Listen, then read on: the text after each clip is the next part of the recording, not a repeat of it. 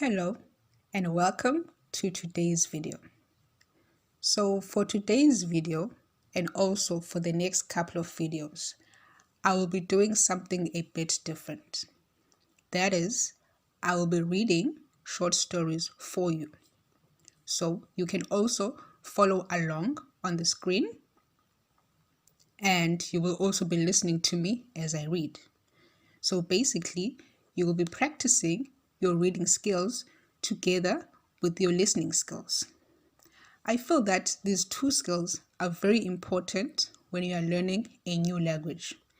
They help you to learn how people talk.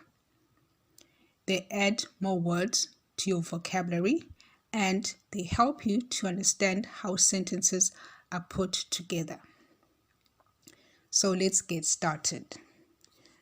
Before we get started, if you are new here, please remember to like and subscribe. Oh, I forgot to mention that towards the end of this video, I will provide you with a list of vocabulary words. These are words, or rather, these are some of the words from the story that I think are important for you to know. I've provided you with the words and the definition. But if you see some words in the story, but they are not part of the vocabulary list, you can just write them down or just look them up in Google, or you can use a dictionary. I think this will be very helpful for you. The Mysterious Stranger, Part 1. In the year 1590, during the winter season, Austria was far away from other places and kind of asleep. It was like they were still in the olden times, and people thought that was a good thing. Our village was right in the middle of Austria, surrounded by hills and forests, and it felt very peaceful. There was a calm river in front of the village, with clouds and boats reflecting on its surface. Behind the river, there were steep slopes that led up to a tall cliff. On top of the cliff, there was a big castle covered in vines. On the other side of the river, a bit to the left, there was a hilly forest where the sun couldn't reach. And on the right side, a cliff overlooked the river. In between the cliffs and the hills, there was a big flat area with small farms and orchards. All the land around there belonged to a prince, but he and his family only visited the castle every 5 years. When they came, it was a really big deal, like when someone really important comes with all their fancy things.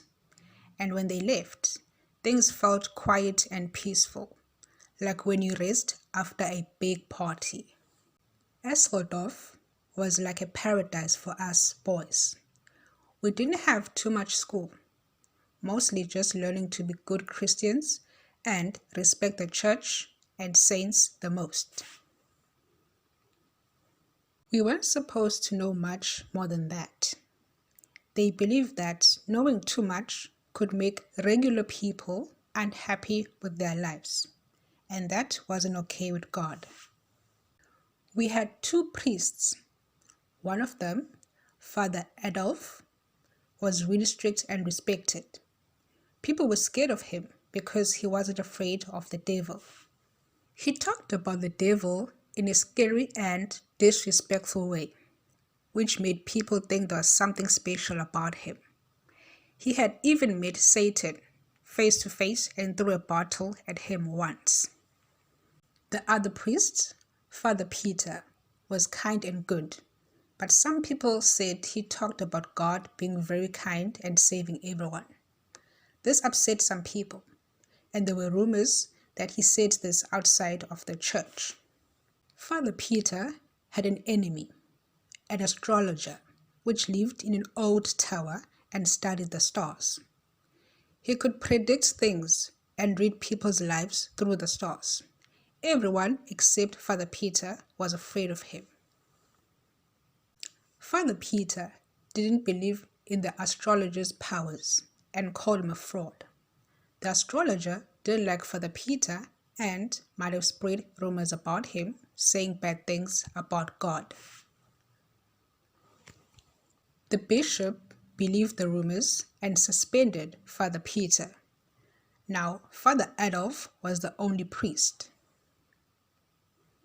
These were tough times for Father Peter and his niece Margaret. They used to be well liked, but when the bishop got angry at them, people started avoiding them. Margaret was a talented young woman who taught the harp, but her students stopped coming and she felt sad. Over time, things got worse. They struggled to afford food and clothes, and now they're about to lose their house because they couldn't pay back their debt. Alright, now we've come to the end of part 1. So now we will start looking at the vocabulary from the story. The first word we'll look at is vines. Vines are long plants that can grow on walls and produce grapes or other fruits. Orchard. An orchard is a place where fruit trees are planted. Cliff. A cliff is a tall rock wall. Suspended. This is when someone is taken away from their job for a while as a punishment. Harp.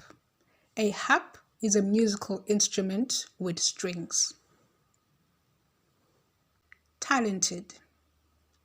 When someone is talented, it means they are really good at something. For example, you can be a talented singer or a talented painter. That means you are really good at doing those things. Niece. A niece is a girl who is the daughter of your brother or the daughter of your sister. Bishop. A bishop is a big leader in a church. Debt. Debt is money that you take from someone, but you need to pay it back. Castle. A castle is a big, strong building where important people lived a long time ago. For example, kings and queens lived in castles. Devil. A devil is a very bad and powerful spirit in some religious stories. So I just realized that there are 2 words that I should have added to the vocabulary list. And those words are mysterious and stranger, because they are the title of the story, Mysterious Stranger. So the definition of mysterious.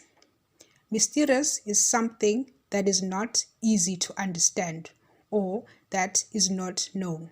It's like a secret. Stranger. A stranger is a person that you don't know, or maybe it's someone that you haven't met before. Now that brings us to the end of the Mysterious Stranger part 1. I hope you guys are enjoying the story so far, and I will be back with the Mysterious Stranger part 2. Thank you for watching. Remember to like and subscribe.